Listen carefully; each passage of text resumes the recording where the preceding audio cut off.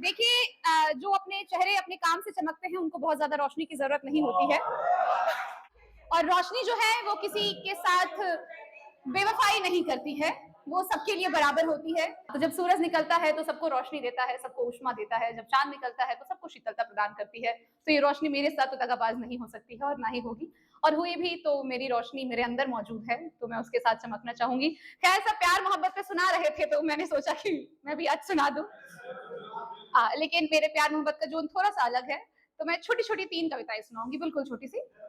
तो पहला ये है कि तुम थे तो बात करके गुजर रही थी, तुम थे तो बात करके गुजर रही थी, तुम नहीं हो तो याद करके गुजर रही है।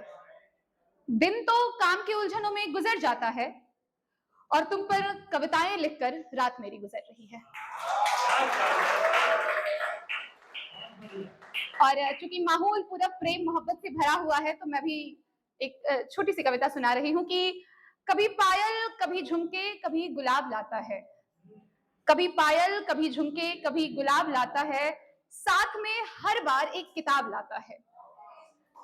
आता है कभी मिलने तो होता है अकेले वो, आता है कभी मिलने तो होता है अकेले वो, जाने से पहले सैकड़ों ख्वाब दे जाता है। कभी रहूं दर्द में तो साथ होना होता नहीं काफी, कभी रहूं दर्द में तो साथ होना होता नहीं काफी, संग अपने उस दर्द का इलाज लाता है, और चमक उठते हैं मेरे गीले नैन भी उसके होने से, आता है जब भी वो खुशियों की सौगात लाता है।